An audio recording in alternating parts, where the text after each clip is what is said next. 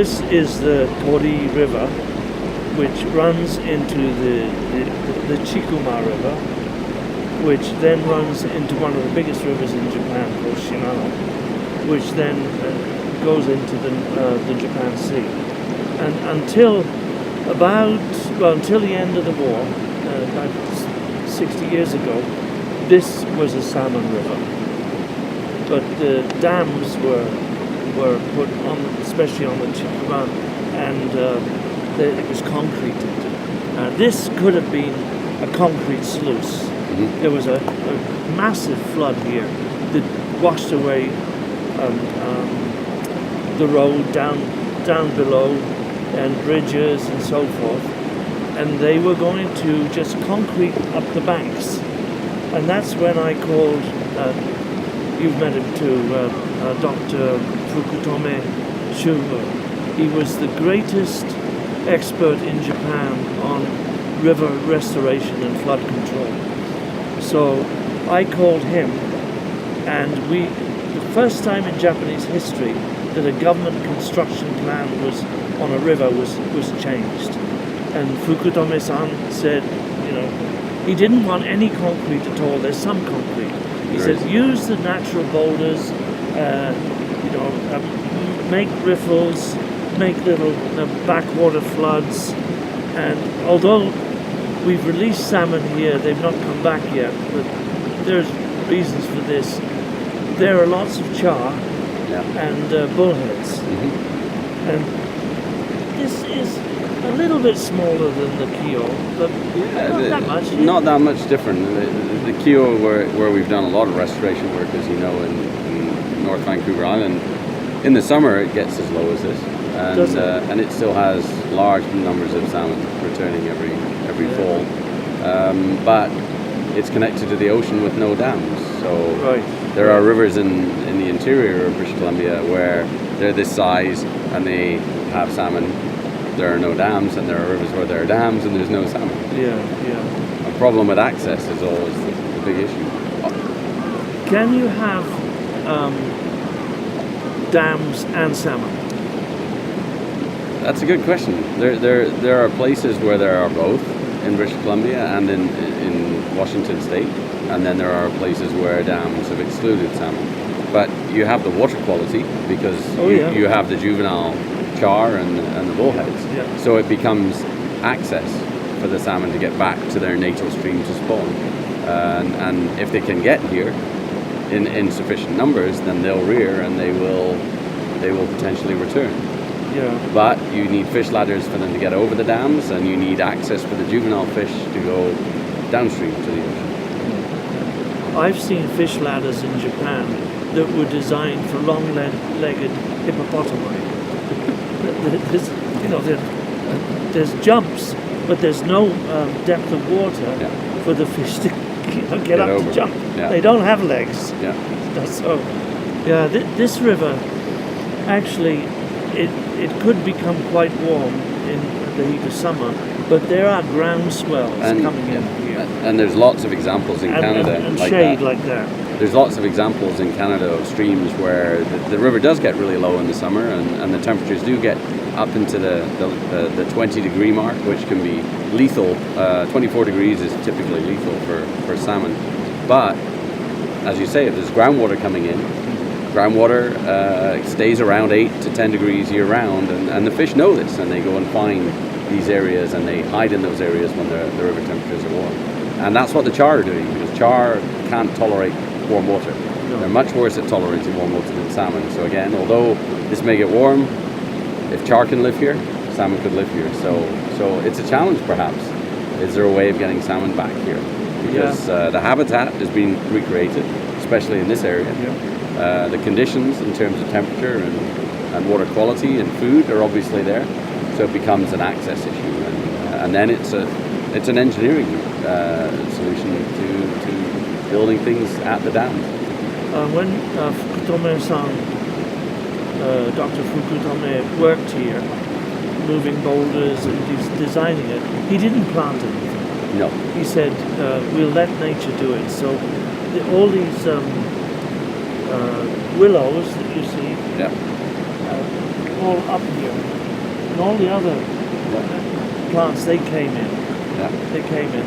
And we've had some big floods here since, and there's no problem. Yeah. It's perfect flood control and good habitat. It is. There's another thing I'd like to talk to you as a young father. The summer holidays are coming up here, and the school will tell the children, don't play in the river, and if you see any of your friends playing in the river, phone the school and tell them. And why would they do that? and I think that is dreadful. This is a great place for children to play. Well, as you can see with my two children in the background, my grandchildren. I encourage my children to go play in rivers. It's what I did when I grew up. And the caterpillars are getting me. Sorry. You're getting attacked by I caterpillars. actually got spined. I put my hand on it. Sorry about that. We cut. I'll go back to that. No, sorry. That's okay. Now I'm paranoid. So, starting again. No, I actually encourage my children to go and play in streams. In fact, it's what I did when I was growing up, and that's how I ended up doing the job that I love to do. And whilst I'm not sure if my children would like to do the work that I do, they have a great time playing in and around water, and you know, there's really nothing unsafe about it. No, this river floods, but it gives you time. You know, they've got a sign up here, this river is dangerous. Yeah, when it's in flood it's dangerous, but children have to learn which rivers are dangerous and when they're dangerous and what are the safer parts of the river. They have to learn that. Yeah, and you learn quickly that when it rains hard, maybe being around rivers is not a good thing, but when it's bright and sunny like this, But when we have thunder and heavy rain up on the Black Princess, on Kurohime, then we know that within an hour or 2 hours the river will rise. Yeah. But it doesn't. I don't imagine you get great flash floods through here. No. Not in the summertime when the kids are going to be playing. No. And it rises gradually. And actually, this when we rebuilt this, that was an access. That slope up there was an access for the equipment to get down here. And so it's an access for people. Yeah. The funny thing is that we get lots of children playing here in August, but they're all from out of town. Kids and rivers. Yes. On the Kio, which is similar to this, tell us the species of fish and animals that rely on it. Well, we have 5 species of salmon in the river. We have coho salmon, pink salmon, some chum salmon. We have steelhead trout, local cutthroat trout, and we also have char, Dolly Varden, that migrate, both resident and that migrate to the ocean. Do you have any smaller fish? There's a lot of coddids, and some sticklebacks in some of the ponds, and I'm sure there's other species that I haven't come across yet. I've certainly seen bears there.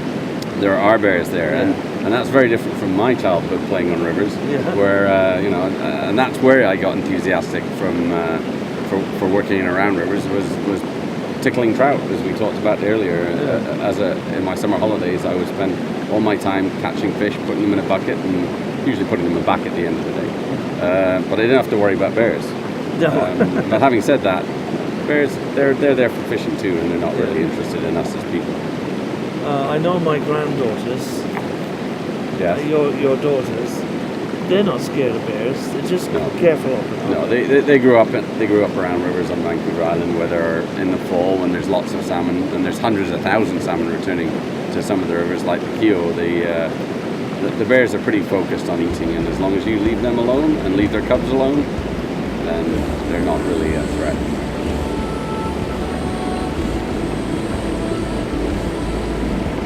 I wish